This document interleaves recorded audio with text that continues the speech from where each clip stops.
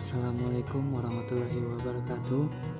Baiklah, di sini saya akan menyampaikan hasil kerja kelompok kami pada topik ketiga, yaitu membakar sampah, yang berakuntakan saya sendiri, Rifdin Lukasano, Miguel Alfarizi, Kelvin Sembiring, dan Muhammad Fatidul Lisan. Membakar sampah memang terkesan praktis dan mudah dilakukan. Tapi, apakah kita pernah berpikir efek dari membakar sampah ternyata malah memberi masalah baru yang tidak kalah bahayanya? Ketika kita berpikiran dengan membakar sampah bisa menyelesaikan sekelumit-kelumit sampah, ternyata zat berbahaya yang dihasilkannya berpindah ke udara dan kita menghirupnya. Kandungan asap pada pembakaran sampah. Seperti diketahui, sebagian orang Indonesia masih sering membakar sampah guna mengurangi tumpukan sampah dalam rumahnya. Melansir laman resmi Pemerintah Kanada, asap pembakaran sampah mengandung beberapa polutan, misal dioksin, furan, arsen, air raksa, merkuri, karbon dioksida, karbon monoksida, nitrogen oksida, sulfur oksida, dan asam hidroklorik. Beberapa polutan ini juga dapat berakhir di abu yang tertinggal dari pembakaran sampah secara terbuka.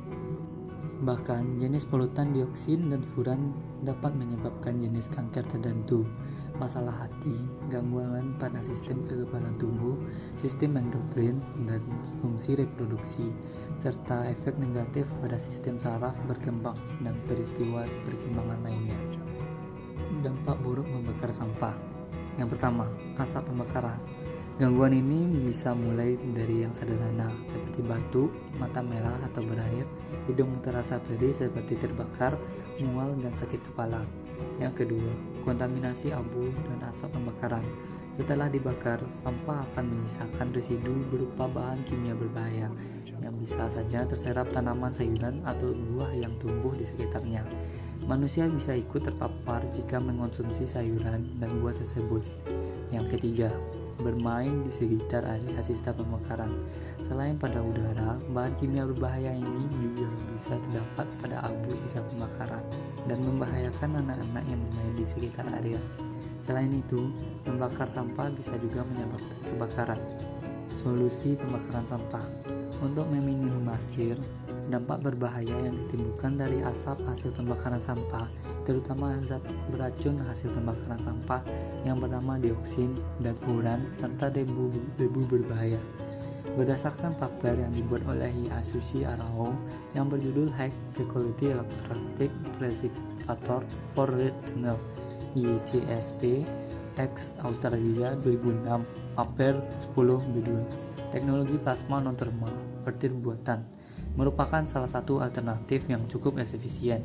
Oleh karena itu, diperlukan alat penghasil plasma yang dapat memecah atau mendekomposisi partikel-partikel berbahaya tersebut menjadi partikel yang lebih kecil dan tidak berbahaya bagi lingkungan. Selanjutnya, syarat pembakaran yang bersih. Dilakukan dalam api yang panas dan serta suplai oksigen yang cukup. Pada pembakaran sampah yang umumnya dilakukan yakni sampah dalam tumpukan hanya bagian luar yang mendapat cukup oksigen untuk menghasilkan CO2. Sementara bagian dalam karena kekurangan suplai O2 akan menghasilkan karbon monoksida CO. Kemudian masalah campuran dalam sampah lembab atau basah. Sampah basah mengakibatkan partikel-partikel yang terbakar berterbangan, juga berakibat terjadi reaksi yang menghasilkan hidrokarbon berbahaya. Partikel-partikel yang tak terbakar akan terlihat sebagai awan dalam asap. Dari 1 ton sampah, kira-kira dihasilkan 9 kg partikel padat yang tak terbakar berupa asap coklat. Sebagian partikel akan tersesat masuk melalui paru-paru. Hidrokarbon berbahaya, senyawa yang penyebab iritasi seperti asam cuka, senyawa penyebab kanker seperti benzopirena juga mungkin dihasilkan. Suatu studi menyimpulkan asap dari pembakaran sampah mengandung benzopirena 350 kali lebih besar dari asap rokok. Setelah kita kenal dengan baik, perokok pasif pun dapat berisiko kanker gara-gara asap rokok yang orang-orang di sekitarnya. Lebih berbahaya kalau Anda menderita asma, infeksi paru-paru, atau bronkitis kronis. Atau anak-anak akan lebih menderita lagi, karena mereka menghirup jumlah udara per satuan berat badannya. serta lebih besar daripada orang dewasa, dan juga karena berbeda struktur paru-parunya. Yang lebih parah, bila sampah organik bercampur dengan bahan-bahan sintetis, PVC dalam pembungkus kabel, kulit sintetis, dan lantai vinil misalnya, mengandung senyawa berbahaya yang mengandung klor. Pembakaran bahan tersebut akan menghasilkan gas HCl yang korosif.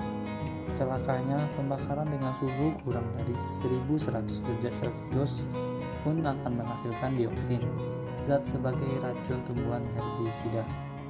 Selain itu, mungkin pula dihasilkan fosgen yang dikenal sebagai racun yang digunakan pada Perang Dunia Pertama.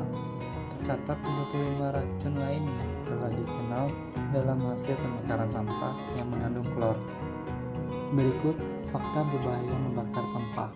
Asap dari pembakaran sampah mengandung benzopyrenol, gas beracun penyerang jantung, sebanyak 350 kali. Zat ini ditenggarai sebagai biang keladi penyebab kanker, dan hidrokarbon berbahaya seperti asam cuka penyebab iritasi. Membakar kayu juga dapat menghasilkan senyawa yang mengakibatkan kanker, sedangkan melamin dapat menghasilkan formaldehido. Formalin bila dibakar dengan suplai oksigen yang banyak, atau HCN, asam sianida, bila kurang oksigen. Pembakaran sampah di area terbuka dapat menghasilkan partikel debu halus atau particulate matter PM yang mencapai level PM 10 mikron. Dengan tingkatan tersebut, zat ini tidak dapat disaring oleh alat pernapasan manusia, sehingga bisa masuk ke paru-paru dan mengakibatkan gangguan pernapasan. Pada umumnya, terutama sampah dari rumah dibakar secara serampangan.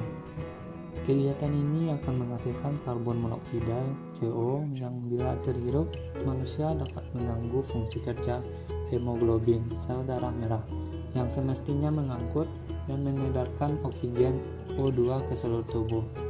Kekurangan O2 ini bisa menimbulkan kematian. Sebagai gambaran kasar, 1 ton sampah yang dibakar akan berpotensi menghasilkan gas CO sebanyak 30 kg.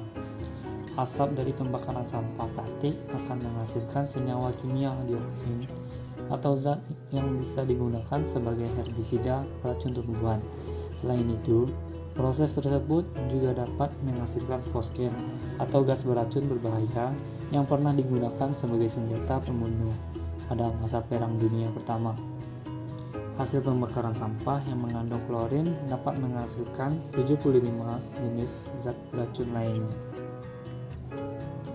Baiklah, hanya itu yang dapat saya sampaikan pada presentasi topik ketiga kali ini tentang membakar sampah.